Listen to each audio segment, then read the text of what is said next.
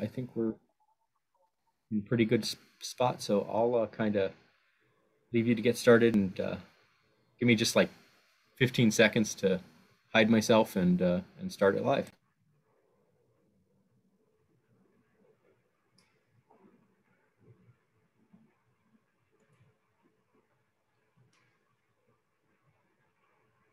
Well, hi everyone. I truly wish that we were all gathered in a big hall somewhere celebrating one another's company, and I'm very optimistic that we'll be able to do that next year. Before we get started, I just wanted to give a couple shout outs. First to our friends at Flylords. They're our partner in Trout Week this week. They're a terrific media company. If you don't see their social offerings, it's well worth checking them out on Instagram. They've been helping to promote all of the activities associated with Trout Week. And I know that Jeff is going to tout that before we hang up, so I won't steal his thunder. And then the other thing I wanted to do is just celebrate the University of Georgia Five Rivers College Club. Our Chattahoochee chapter in Atlanta started this really cool initiative called Clean My Water. I don't know if you can see that there. I happen to have one of their mugs. And the idea is really simple. When you go fishing, pick up a net's worth of trash. And then this is being run this week by as I mentioned, the University of Georgia Five Rivers Club. But if you pick up a net of trash and then take a picture of that and post it on Instagram with hashtag Clean My Water, you can potentially win a number of really cool prizes. And if you want to learn, I mean, this is such an obvious thing. I've been fishing with a bag in my either the back of my vest or in my fanny pack forever and ever. And this is a great way to really try to give a little bit back to these rivers and streams that we care so much about. So just go to the Five Rivers Club created a website at www.cleanmywater.org. There's a pretty funny little video there, sort of with the anthem is just clean the dang stuff up. And I'd encourage you to go, just go check that out and see what you think. Picking up a little bit of trash isn't a bad idea, and winning some swag wouldn't be a bad thing either.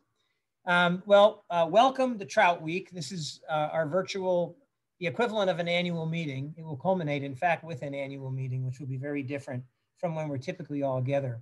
But what a strange 18 months this has been for all of us. We're living through a global pandemic. We had a reckoning with racial injustice as a nation. Internally, we came to the realization that we need to do a better job as an organization of being more inclusive and trying to look more like America, trying to be more diverse. And we came to truly appreciate those essentials out there, the essential workers who clean up our streets, who keep us safe, who stock our shelves, and very early in the pandemic put themselves in harm's way when we really knew very little about this virus.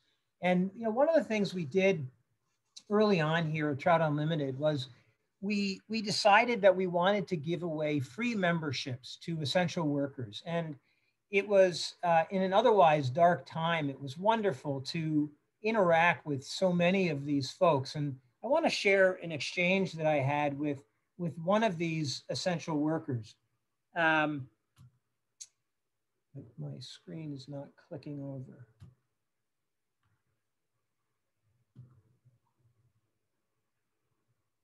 There we go. So this is Scott, and he wrote me a note. I'm gonna read what he said to me. He said, "Do I qualify for the free membership? I am a special education teacher at a school for individuals diagnosed with autism. We are doing our very best to implement distance learning for our students and provide daily support for their parents who desperately need assistance. I'm very proud of being an integral part of leading this process and feel very fortunate to be there for the students and the families I love very much." And so the very next day, I wrote back and I said, "Of course you qualify." The very next day, Scott wrote back to me and he said, "I would like to retract the request to determine if I am an essential worker. That was selfish on my end, and many other people out there fit that criteria far more appropriately. thank you once again for what TU is doing. Well, of course, we gave Scott a free membership. And if there is anything, in fact, Scott may have paid for it now that I think about it, but if there is anything more essential than those who work with special needs kids, I'm not sure I know what it is. But I tell you this story because Scott is one of these folks that is so typical across this organization. I'm going to share with you some amazing stories and amazing accomplishments. And because I'm going to try to keep this fairly brief, I'm not going to go into detail about all the people, but know that for everything I talk to you about today, there's probably 6 or 7 Scotts behind the scene, or Sallys, or Jims, or Janes, who are helping. They're giving selflessly of themselves, and it's both staff and volunteers. And they're people who just give so much back to this organization and so much back to these rivers and streams that give us so much joy and ask for so little in return. So this is our new mission statement. Many of you, I know, were involved in some of our sessions over the summer. Truly think that this is the tightest strategic plan that we've ever developed. And I think it's as good as it is because of all of your engagement. I hope that you can see yourself in this plan because I think it's truly the best reflection of the organization I have ever seen in my time at TU. The thing about Trout Unlimited is we are quite literally a tapestry. And we bring together and we work with anyone and everyone who is willing to help us and our cause. I like to think of us as being equal opportunity conservationists at TU. If you care about conservation, we want to work with you. And I hope that this new mission statement is an accurate reflection of that for you. I'm obliged to share this with you. We had a terrific year from a revenue perspective. It continues 10 good years of growth. We've been averaging about 14% annual growth per year, which is terrific. And there's 2 reasons for that. And there's 2 reasons it matters. Number one, money flows to things that people want. And people like what we do. They like the idea that we are making tangible differences in the communities that we live and love and serve. The other thing that I want to point out, though, is that this allows us to put more people on the ground where these key watersheds are, where these communities are, where we do so much good. That's why it's important to keep growing the pie, if you will. It's not just about gathering money for the sake of money. It's about putting more conservation on the ground. And an absolutely vital part of that are our volunteers. I'll let you look at this. And I want you to remember that these numbers, these are during a pandemic when most of us were in quarantine. If you simply monetized the volunteer hours, you'd be looking at like $10 million in contributions by our volunteers. Our volunteers are truly the heart and soul of this organization. And the fact that they were able to contribute $10 million worth of conservation in a pandemic is absolutely amazing. So you should all take a bow for that amazing contribution. This is just a quick schematic that shows our whole protect, reconnect, restore, sustain frame and some selected accomplishments on the left side. We were able to protect almost 7 million acres of land this year, which is a remarkable achievement in and of itself. In any year, it would be a remarkable achievement. One of the areas that's included in here that I won't cover in the talk, but I think it bears mentioning up front is part of these miles protected include streams, rivers and streams in Washington state, where we were effective in getting a prohibition on something called suction dredge mining in rivers that have listed species, meaning species that are protected under the Endangered Species Act, such as salmon and steelhead and trout. Major accomplishment. And we were also able to engage in reconnect activities and restoration on over 1,400 miles of river. And I'll talk about a very selected few of these accomplishments coming up. But this is one of the challenges of giving this talk every year, is that there is so much that gets left on the cutting room floor. I'm going to try to high grade out in a geographically based or diverse way, I think, some of the best projects. But please know this is a tiny snapshot of the accomplishments of the organization over time, over this year. So, we're one of, there's a lot of conservation groups that do policy and advocacy work. And then there's a lot of other conservation groups that do on the ground habitat restoration. TU is really one of the only groups that does both. And what we try to do is we try to leverage the goodwill that we create in hundreds of communities around the country through our watershed restoration work, through our work with kids, through our work with veterans. We try to leverage that to help on the policy and the advocacy side. We quite literally try to put a human face to these sometimes arcane issues that we work on, like cleaning up abandoned mines or Western water law. But the biggest policy achievement of the past year has to be we stopped the Pebble mine. I am so happy that I am able to say that finally after 15 years. And it is, as you all know, the Trump administration denied a very important permit for the Pebble project in the waning days of their administration. And then more recently, the EPA, basically in response to litigation that we filed, and we're not litigious as an organization, but we did litigate, and the Ninth Circuit basically found that they agreed with our argument. And so in response to that litigation, the EPA is reinitiating the process that should lead to the protection under the Clean Water Act of Bristol Bay. It's a truly remarkable achievement, and one that simply could not have been possible, first and foremost, without the support of those Alaska Native villages, those local communities. Second, the lodges out there in Bristol Bay were terrific. I've never seen the outdoor retail industry and all of the hook and bullet community galvanize around an issue like they did on this. The commercial fishing industry and recreational anglers were in lockstep, and that does not happen very often, folks. But it's a terrific and a tremendous win. And of course, we have work to do to secure the long-term protection for that area, but we're off to a really terrific start.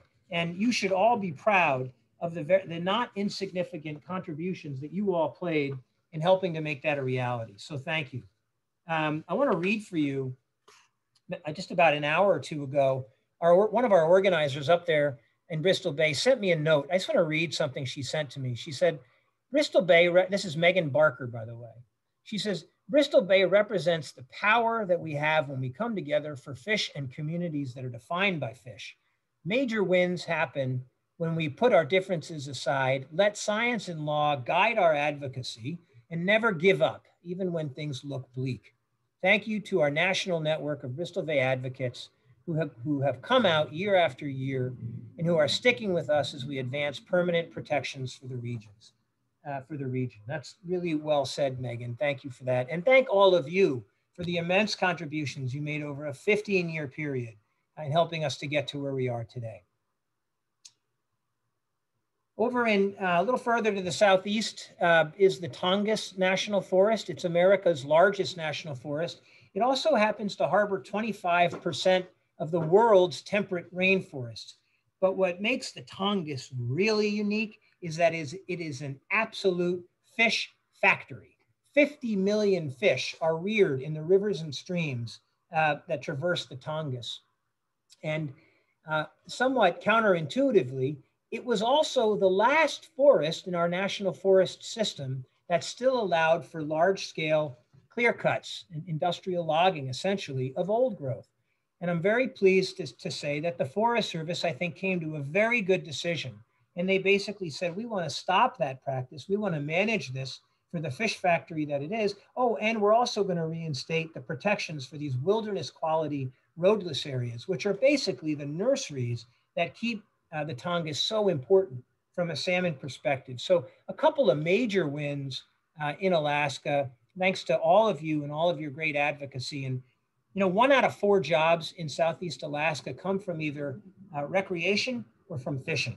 And so the people of Southeast Alaska are really pleased, and they should be, with this outcome. The pandemic made people flock to rivers and streams like nothing probably since a river runs through it, and maybe even more so. But the good news is that the Congress passed a law called the Great American Outdoors Act, which is going to make protecting some of these rivers and streams a lot easier. What they did was they authorized in perpetuity $900 million to be spent annually on a program called the Land and Water Conservation Fund. This is a hugely important, if unheralded, conservation legislation. It's been in effect in every county in America. And so it's not always protecting big, wide open spaces. It's also creating parks in urban areas or playgrounds for kids. But it's a tremendously important, chronically underfunded piece of legislation. Congress never appropriated the full $900 million that it was due. But now they've basically tied their hands and said it's authorized. So every year we're going to have $900 million to protect places like Coldstream. This is in Maine. This is one of Maine's finest brook trout fisheries that was acquired through the Land and Water Conservation Fund and then eased and conserved. And so we hope to see a lot more of that around the country. The Congress also appropriated billions of dollars that we can use to begin to get ahead of the maintenance backlog on our national forests. So terrific news and terrific advocacy from every corner of TU to help make this bill a reality. Now, you may recall that the EPA had removed the protections of the Clean Water Act for so-called ephemeral streams. These are seasonal streams that typically flow or run only in response to weather events like rain or snow or sleet.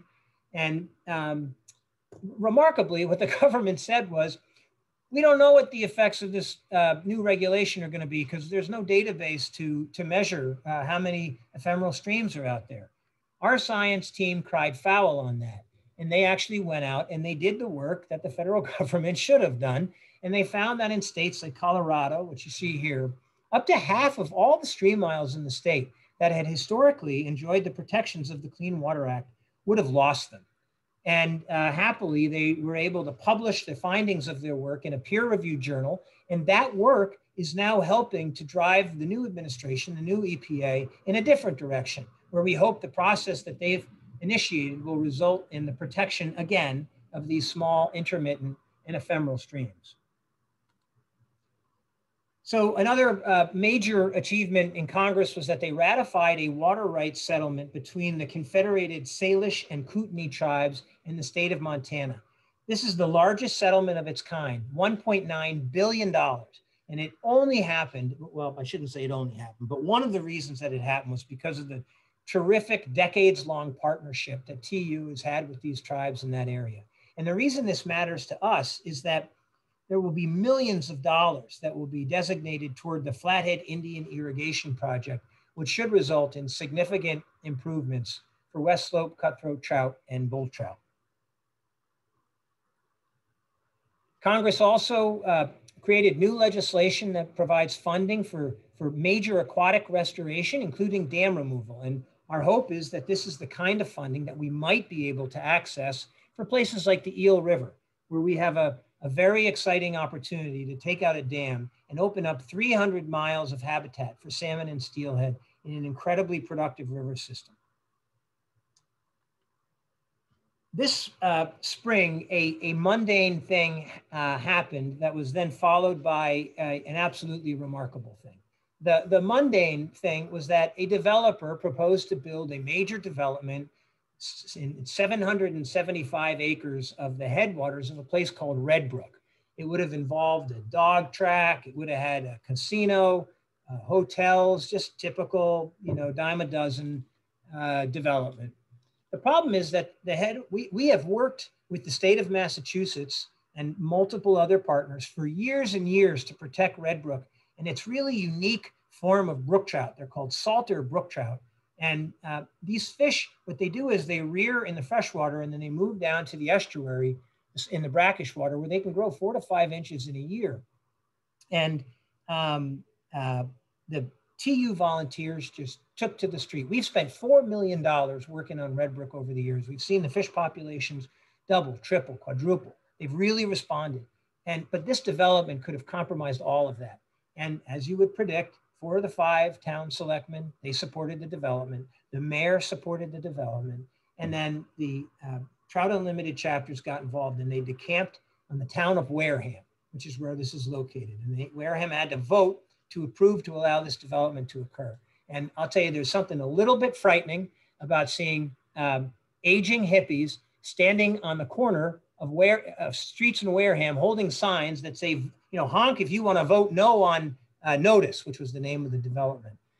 But by gosh, they showed up, and it worked. It worked. The remarkable thing that happened was by a vote of 8-1. It was we had 8 times more people voting against the development than voted for it. The people of Wareham demonstrated that we're not a desperate nation, that we are willing to keep some of our open space open, and instead of having it, be filled with more concrete, more glass, and more metal. So a major win in Red Brook. Oh, I have a picture I meant to show you all here of people turning out. Now remember, this isn't a pandemic. All these people are masked. This is for a local election. And all these folks turned out to help ensure that we were able to keep that place protected. So, it's easy to talk about some of our on the ground work and to look at it through the lens of, well, what does TU do? Well, they improve fishing, or they make fishing better. It's kind of one of the buzzwords, the catchphrases we use around here. And it's true when you think about places like the driftless area, where we'll go in and we'll shock a stream before we do restoration. And we've done well over 100 miles of stream restoration in the driftless. And we'll find 100 to 200 fish per mile.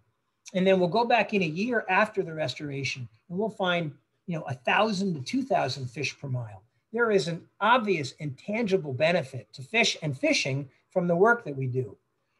But it's just a small part of what we're really doing as an organization, because when you protect that headwater system, when you protect a place like Red Brook, what you're doing is you're minimizing, you're lessening the cost of water filtration for downstream communities. When you allow a river to reconnect to its floodplain, you're basically diminishing the energy of the flood, the next flood, whenever it comes, and you're protecting infrastructure and homes downstream, infrastructure like bridges and roads, by letting that energy dissipate out across the floodplain.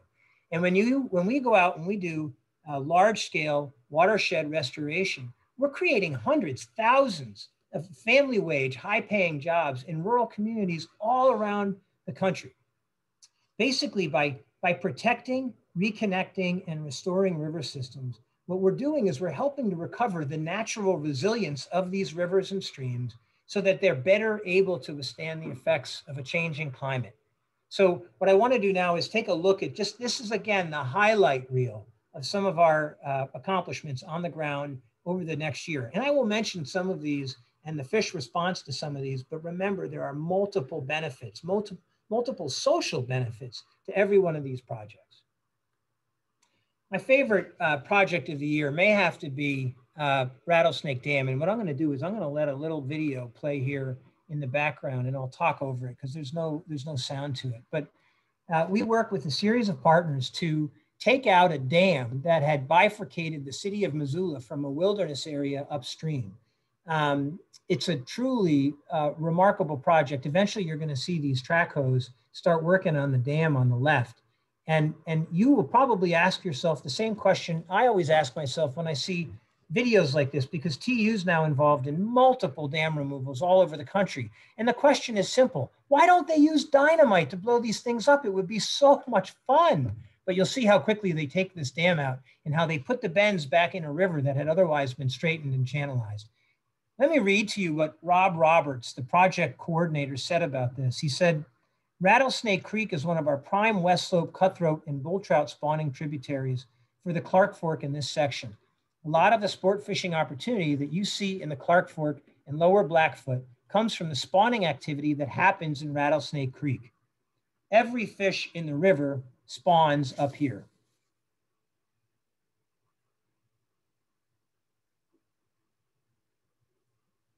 Okay, I was a little worried I wasn't going to be able to get out of there.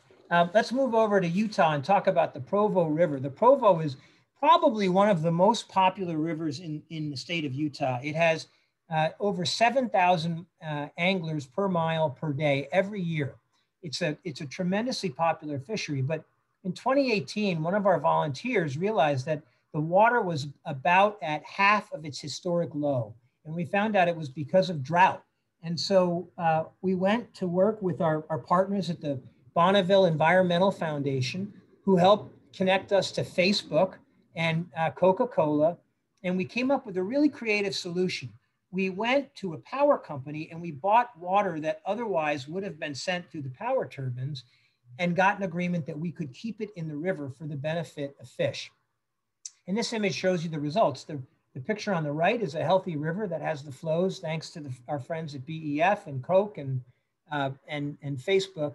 And the one on the left it's got way too little flow, probably not enough dissolved oxygen, really bad for fish, if not lethal for fish.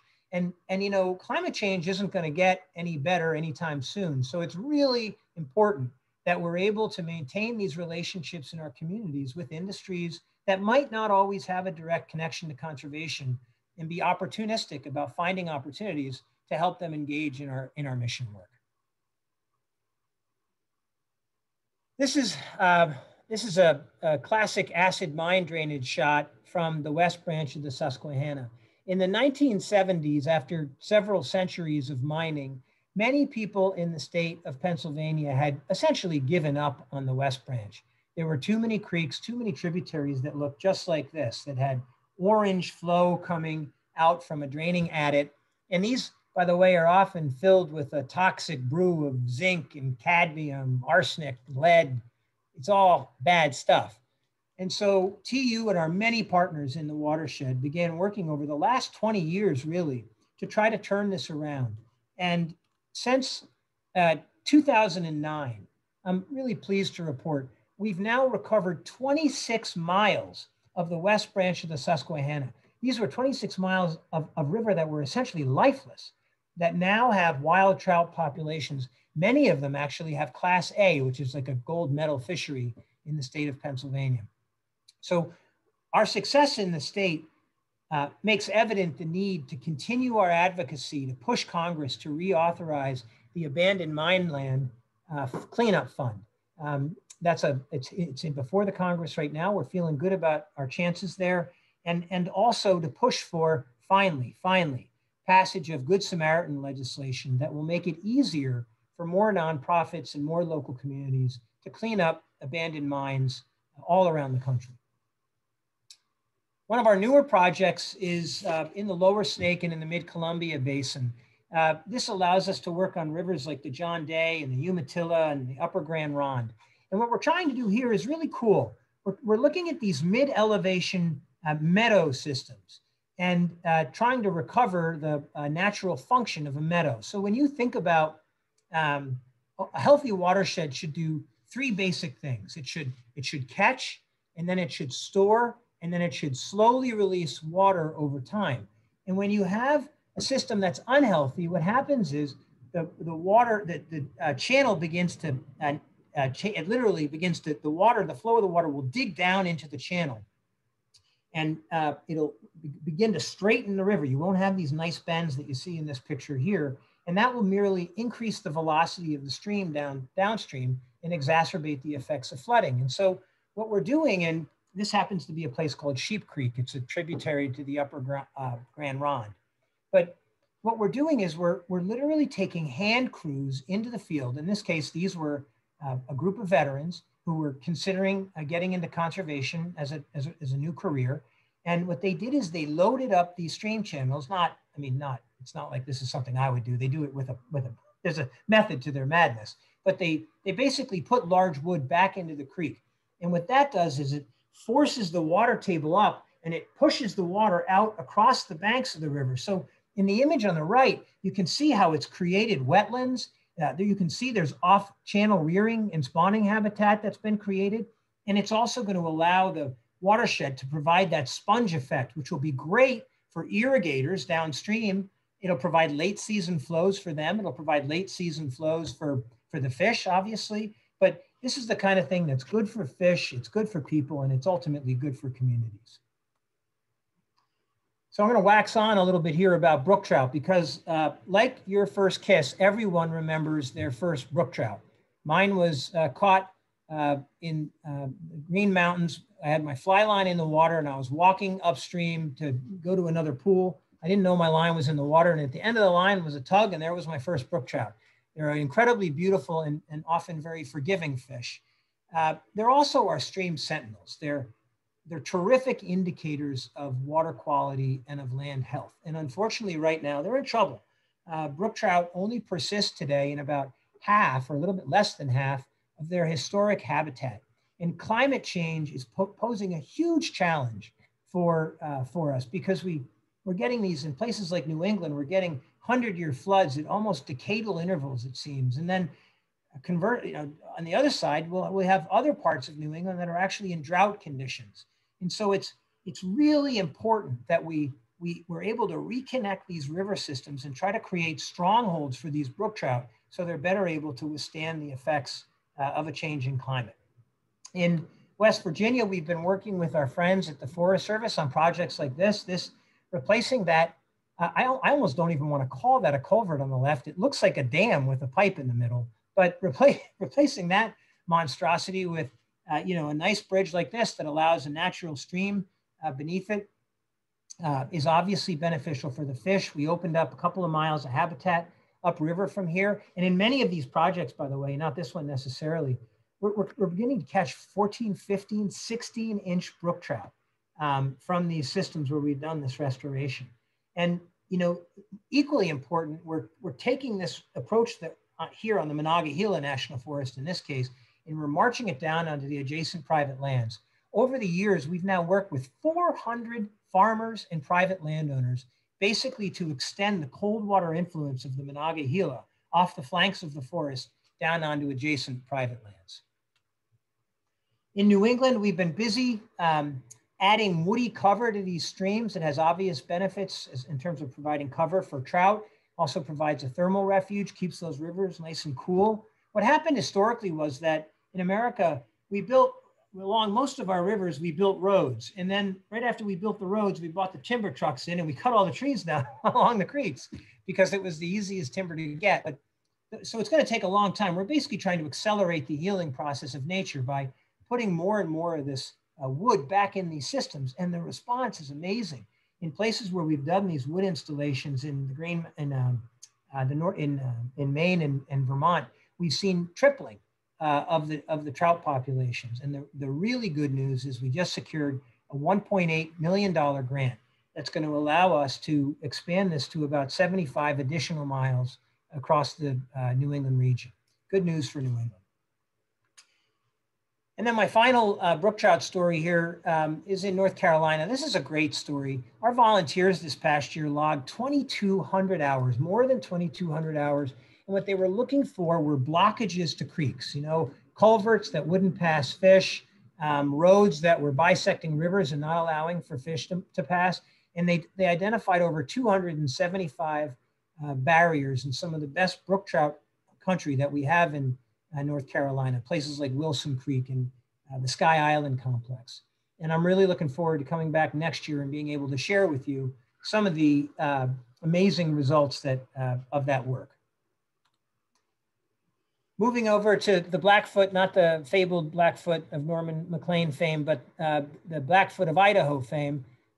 We've been working for 10 years with phosphate companies, believe it or not, and other conservation interests to recover these adfluvial populations of Yellowstone cutthroat trout.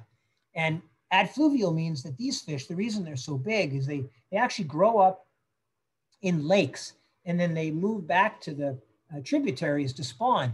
The problem 10 years ago was that the fish couldn't get back from the lakes to the creeks to spawn because of irrigation diversions. And when they could get back, the habitat was all bombed out. There were, banks were down cut by grazing.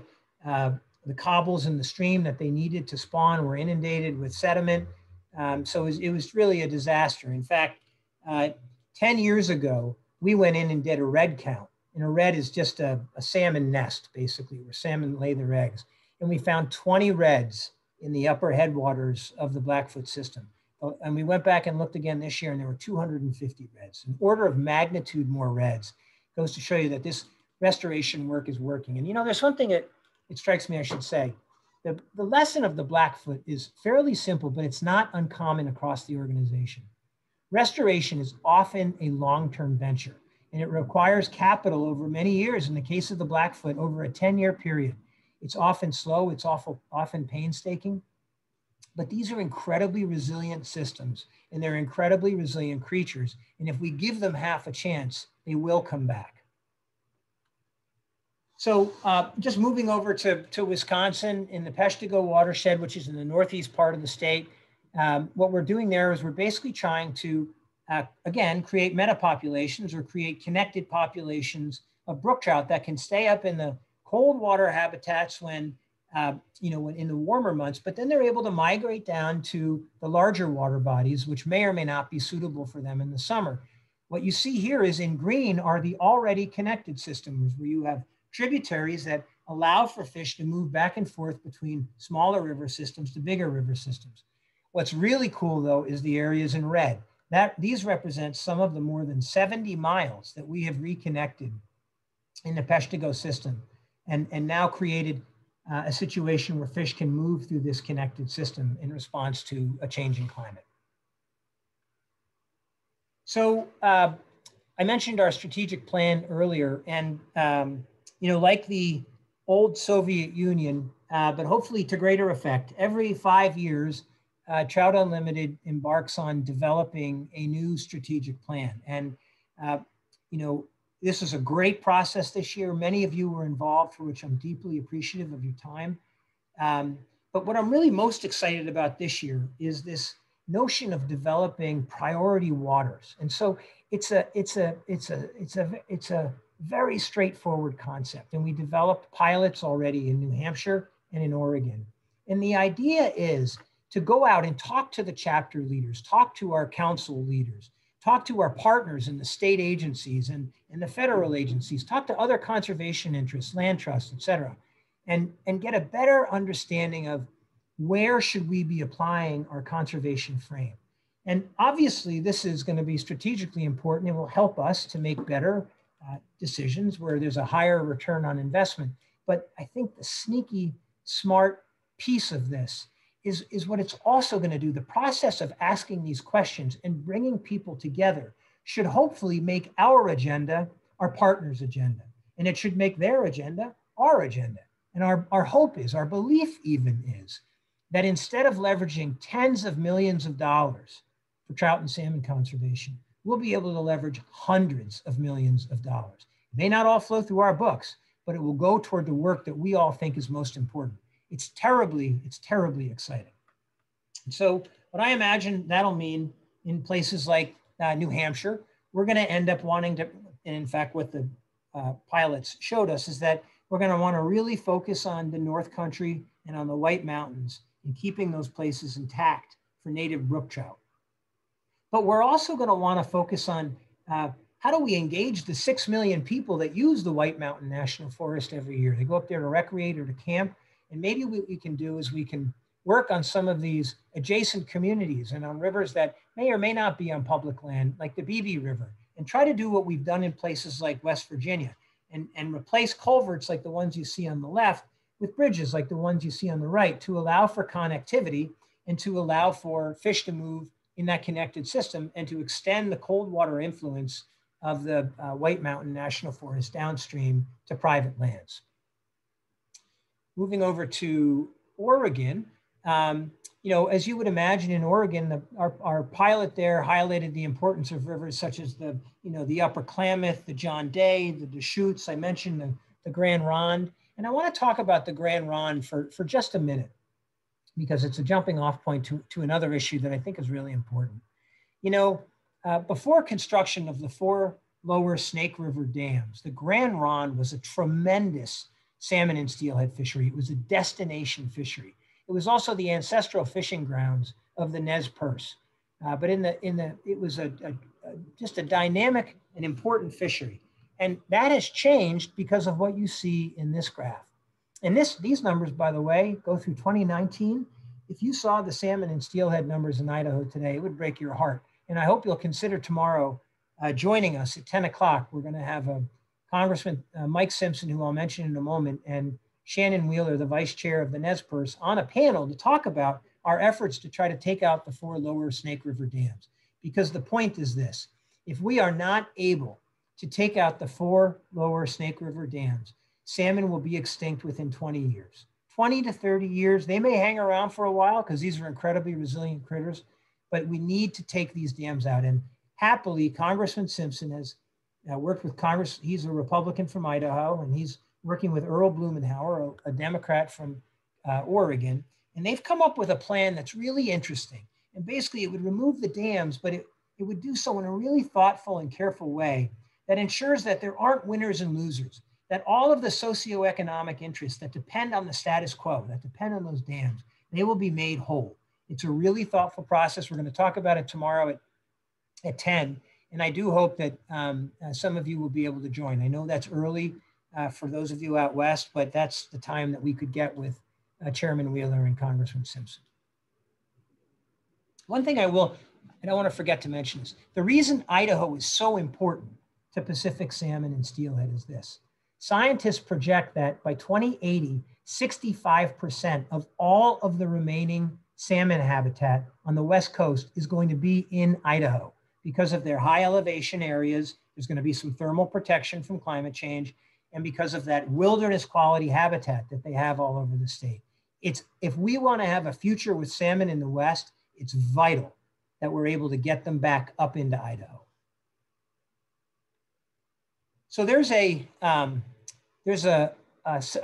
almost a seductive temptation in a presentation like this to really geek out and talk about the science, or to talk about the fish and the fish response to the work that we do, because it's so phenomenal and it's actually inspiring, and it makes fishing a lot better. But to say that what TU is about making fishing better, or it's about improving fish numbers, it's like saying that those of us who are serious anglers, we fish simply to catch fish. And that may be the case when you start out as an angler, but some of my favorite times on the river are the hours that go by when I'm just in my head pensively casting a line, giving thanks for so many things, but one of them isn't catching fish that day, and that's okay. Now, make no mistake about it, conservation is at the core of everything that we do as an organization. I couldn't give this presentation if that wasn't the case. And many of us are deeply passionate about fishing and fly fishing in particular. But the real work of Trout Unlimited, the real work is building community. Stream by stream, project by project, relationship by relationship. What TU does better than anyone else is we help to build community in an otherwise fractured world. That's what we do as an organization. Think about programs such as Trout in the Classroom. And I happen to be here at this trout release. And the Cross River is right behind Lily's back here. And these kids were all, I think they were all kindergartners. And so when they all came tumbling off the bus and down to the river, which was frankly frightening, Lily organized everyone. Lily is the woman in the blue shirt with the flower in her ear. And she said, okay, how many of you have ever seen a free-flowing river? Or have not seen, I'm sorry, she asked it in the negative. How many of you have not seen a free-flowing river? And every single kid, and just about all the parents, they all raised their hand. None of them had ever been to a free-flowing river in a park setting like this. So, do I think that many, if any, of these kids or their parents are going to grow up to be anglers? I don't think so. Maybe some will. But I do know that they're not going to soon forget the lessons that Lily taught them about the life cycle of trout. And they're not going to soon forget the lessons that she taught them about the hydrologic cycle and how important clean water is. And then in 15 years, when someone suggests that they want to take away the protections of the Clean Water Act for small streams, they're going to make their voices heard because they remember what they learned here. Similarly, in the Rogue Basin in Michigan, we planted over 40,000 trees. That is a remarkable achievement. It's even more remarkable that we got 900 kids out last year. Now, I know there were a lot of parents who probably wanted their kids out of the house really bad last year, but to get 900 kids on the ground during COVID, planting trees is no mean feat. Even equally impressive, or even more impressive, is that we were working in 3 of the most diverse communities in the state of Michigan doing this work. Now, again, I'll ask the same question. How many of these kids are ever going to take up fly fishing? I don't know. But I know that they better appreciate the importance of well-vegetated and healthy streamside areas in terms of protecting their community and downstream communities from the effects of flooding. And when they're able to vote, they're going to remember that. They're going to remember the lessons that they've learned in events and places like this, and they're going to carry that with them for the rest of their lives, whether they're anglers or not. They're going to be better, what Aldo Leopold called better citizens of the land ethic. And so I want to just finish by talking about this remarkable community called Questa, New Mexico. So Questa is what we used to call, it's a typical resource-dependent community. And what I mean by that is there was a mine in the headwaters of this town, and it was a molybdenum mine, and most of the people from this majority Hispanic community worked in the mine. And then, as often happens, the mine played out and unfortunately left a bit of a toxic legacy in the river. But a remarkable thing happened on the way to cleaning up that river. The people of Questa realized that they wanted to remain resource dependent. But in this case, the resource that they wanted to remain dependent on was the river. And importantly for us, the little jewel of a Rio Grande cutthroat trout, one of our most resilient and toughest trout. These fish are able to persist in barely any flow, 1 CFS systems. These fish can still persist. They're rugged and they're tough and they're resilient, just like the people of Questa, New Mexico. So about a month ago, I was testifying at a hearing before the House Natural Resources Committee. And there was the woman who was chairing the committee, she was the acting chair, was named Congresswoman Teresa Lager Fernandez. And she told me that she was a 17th generation Northern New Mexican. Just swirl that one around in your glass for a second. 17 generations. And so she said, she interrupted me and she said, I want to read you what she said. She said, Mr. Wood, my son is interning for Trout Unlimited. It has been life-changing for him. TU has such a positive reputation in the rural parts of New Mexico. My constituents see you all as problem solvers who are trying to bring fish back, but also to make the lives of people who live in these communities better. Toner Mitchell, and he's one of our employees who works down there, is a shining example of someone who understands how to work with communities to get things done. If I could have a member of Congress say that to me once every 10 years, I would be a happy man. But it was just a tremendous tribute, not just to Toner, but to all of you and the whole way that we approach the work that we do. So I want to finish with I read an essay by a woman named Kay Collier McLaughlin not long ago. And she was recounting how a friend of hers who was he was a missionary in Guatemala. And he had told her how one of the things that he found most remarkable about his experience was there was a tower, a bell tower in the middle of town. And he would walk up this bell tower and just marvel at the fact that adorning the walls on the top of the bell tower were these amazing paintings and frescoes, these intricately detailed, beautiful pieces of art that no one could see but the pigeons and maybe the bats that occupied that bell tower. And it was just a truly remarkable story. And it, especially in this era of this whole, look at me, look at me, look at me world that we live in. It's just truly beautiful in a quiet and sort of elegant way. And it reminded me of TU's work. It reminded me of so many of you. It's quiet, it's behind the scenes, it's typically unnoticed, it's complicated, and it's ultimately beautiful. And I want to close tonight with Kay Collier McLaughlin's final words, because I think they're absolutely perfect for you all.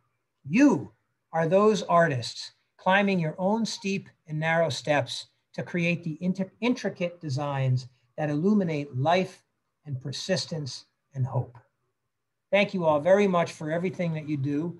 And Jeff, why don't we open it up for a couple of questions? Sure, thanks, Chris. So the first question Fred was asking, if you could talk briefly about the process for choosing future priority waters for strategic focus, how that process is going to work. Yeah, this is something I've talked about quite a lot over the past year, but I think it's going to be a hugely collaborative process. I mean, the mechanics are that we've identified one staff person per state. And in states that we don't have staff, we're working directly with the council. We're modeling, for example, we don't have staff in Ohio, but we're modeling an approach there with the council in Ohio right now. But basically, we have staff leads whose job it is to work with the science team to aggregate the science and bring it, and then begin a collaborative process with all those partners that I mentioned, starting with the council chairs and our volunteer leaders, and begin to map out what we think is most important to protect, to reconnect, to restore. You know, the beauty of our approach for the past 10 years, really, I think, has been that the whole model of protect, reconnect, restore has been terrific at focusing on what we do. And what we want to try to develop with this priority waters is to be able to better answer the question of where are we working, where should we be working, and why are we working there? And so that process, Jeff, will play out, over a period of the next probably 6 or so months, maybe a little longer in some areas, maybe a little faster in others. But again, the goal is to bring everyone together so there's no difference between the council's agenda and their chapter's agenda and the national organization's agenda. Oh, and the Forest Service agenda. Oh, and the Nature Conservancy agenda. And you can see that if we begin bringing enough people in, we can begin to operate at a scale we've never been able to do this. Thanks, appreciate it. Clark, up in Vermont, wanted to ask about TU's efforts to make a more diverse and inclusive organization. His point was, without a larger and more diverse membership, how can we thrive over time? So he wanted to understand a little bit more what we're doing on that front. Yeah, I mean, that's Clark, that's you and I have talked about this in the past, but that's the primary impetus of our whole diversity initiative, is that if TU doesn't begin to look more like America, if we don't even begin to look more like the fly fishing demographic, we're going to become less relevant over time. I can get on a soapbox here and I don't want to, but just quickly, in the past 5 years, the average age of a TU member went from 58 to 62. And while we've been promoting diversity for a long, long time, about 94% of all of our members are male and about 97% are white. Now, if you looked at the fly fishing demographic, and I know we want to be broader than that, but we should be 30%, we should have 30% women in the organization and 30% people of color. And so, look, it's going to be a long road. It's going to be hard, but we've got to work at it. And we're starting at the top. I mean, we brought in the most diverse class, maybe one of the most skilled classes we've ever brought in on the board of trustees. We brought in 4 people of color last year. We brought in our first Native American this year on the board, former lawyer from the Yurok tribe, assuming she gets voted in on Friday. But it's something we're taking really seriously at every level of the organization. And it's been challenging. We have something we call the Ripple Effect Project that it's kind of trite and corny, but it's like, a stone in a pond. We want the ripples to emanate across the pond. And it's been challenging to do that because we can't get out and be with one another in a way that we normally would. But, it looks like things are easing up a little bit with the pandemic. And I think we're going to begin to get together, be able to get together fairly soon. And, you'll hear more about the Ripple Effect Project when that happens. Great, thanks, Chris. And then the last question from Nathan was, where does Trout Unlimited anticipate the greatest environmental issues over the next few years? Boy, that's a great question. There's 2 ways I'll answer that. Actually, I would have answered that in 2 ways, but I will, climate change is obviously the primary threat to trout fisheries across their range. They're sitting on the knife's edge of climate change. And, look, the good news is it's not like we're scrambling to find a model to, how to approach that. Our whole protect, reconnect, restore, sustain model is basically a climate change adaptation model. What I would have said before the pandemic was apathy and disinterest is the other issue I worry about. In the span of a single generation, America has gone from 60% rural communities to 80% urban communities. And until recently, fewer and fewer people were hunting and fishing. And I think our challenge now is to take advantage of all that interest that people have in the great outdoors and in rivers and streams in particular, and to make sure we harness that and figure out how to guide people into a pathway where they can get involved in, in conservation and in organizations like Trout Unlimited. Great. All right. Well, thanks so much. It's 9 o'clock, so you did perfect on time in terms of timing. I want to thank everybody who joined us tonight. I know we have some interest in drawing the prizes. Before I do that, and before I let Chris close this out for the night, I did want to remind everyone, please do visit tu.org/troutweek.